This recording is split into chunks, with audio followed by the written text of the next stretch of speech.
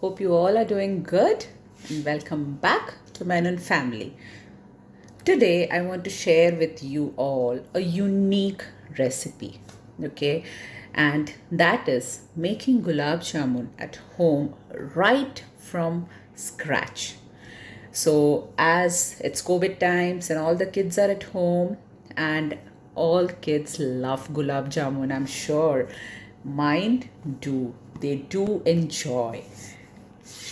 So what are the things that is needed? Okay, so I would like to give you a rough description about the ingredients or whatever that is required so that you can keep everything ready.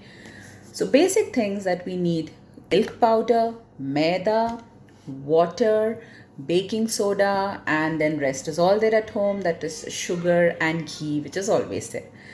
So let's get back and see how we're going to make it.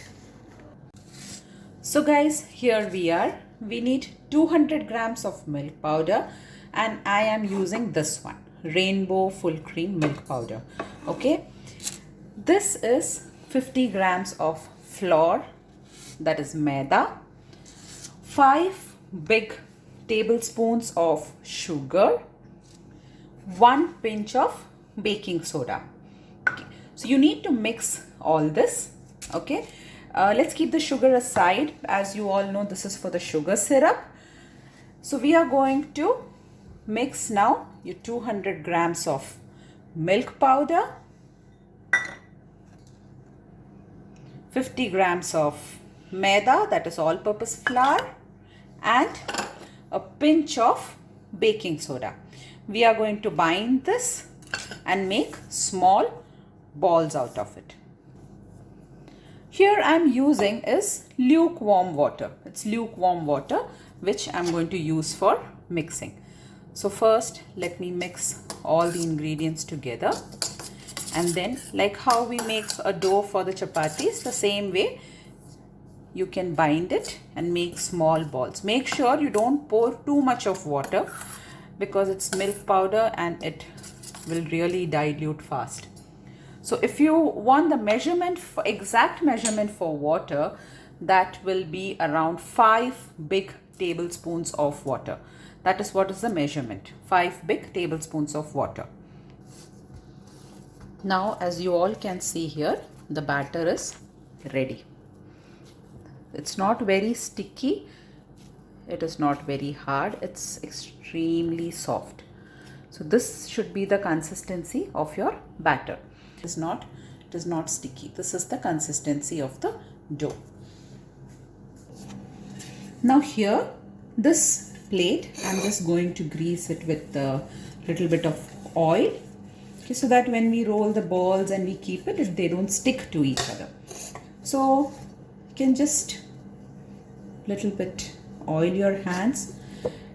Be sure you take extremely tiny portions of dough, because the moment you start to fry these, okay, they will become slightly bigger, and when you immerse it in the sugar syrup, they are going to become little more bigger. Be sure that when you're rolling them into balls, there is no cracks on them. Like you can see this, there should be no cracks. Try and roll it into smooth and small tiny balls. This is how. I'm sure all your kids are going to love this recipe. Be sure that you try them at home. Also like, share and subscribe my video if you like this recipe. This is a very easy one to make at home. It just hardly takes just half an hour. That's it. It's extremely easy. You will know once you try it. Okay, so here, so this is how you have to keep rolling the balls. So let all just do this and then be back. So here I am, and this is the last tiny one. So here you can see, so with this measurement you can make around approximately 30 gulab jamuns. That is the approximate count. It depends on the size of what you roll as well.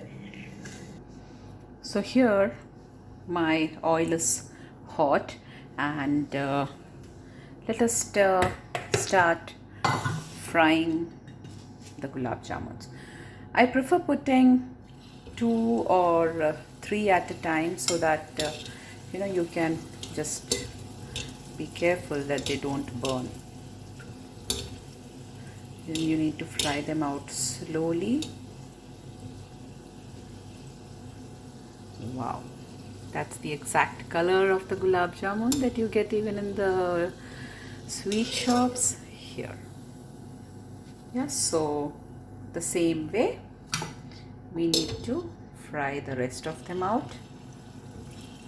1, 2 and 3. Be sure to keep stirring them in oil and not leaving them in one place, so that they don't get burnt. As it is milk powder, it's sure to turn off brown very fast. So just be careful when you are frying them. The oil also needs to be at a medium heat temperature, not very hot. So let's fry the rest of them. Now, as you all can see, the gulab jamuns have been fried and it is ready. Okay, so now let's get ready for the sugar syrup. Now here, this is 200 grams of water. So I'm going to allow this water to boil. To this 200 grams of water, I'm going to add 250 grams sugar. 250 grams of sugar. It depends on your taste as well.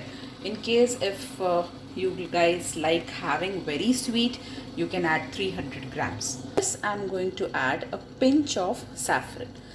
This is so that it gives you a good flavor to your gulab jamun. Okay, it won't give any color though, but you'll have a very good flavor to it. So here in my house, here everyone prefers little more sugar, so I am going to add a 50 gram more. So this makes it 300 grams of sugar. Like I said, it depends on each one's choice. The right proportion is 250 grams of sugar for 200 grams of water. I'll be putting the recipe in the description as well, so that you all can take a note of it. So let's wait and allow the water to boil. And once the water cools down, we are going to put the gulab jamun into it. So guys, here this is how the chashni looks. It is still very hot. Now to this, to give it a desi taste, I am adding a very small drop of desi ghee. This is purely optional. This is up to your choice. If you don't like ghee, you can skip this part. So here, now I am going to allow it to cool down, and once this cools down, I will be adding this jamuns to it. Hi guys, after 1 hour, the syrup has completely cooled down, and now we are going to add the fried gulab jamuns into it. Now you can refrigerate it and have it cool as and when you like. So we'll see how it looks after 2 hours. So guys, here we are after 2 hours, and you can see that the gulab jamuns have nicely risen up and it looks yum. So if you all like my recipe, please like, share, comment and subscribe. Thank you.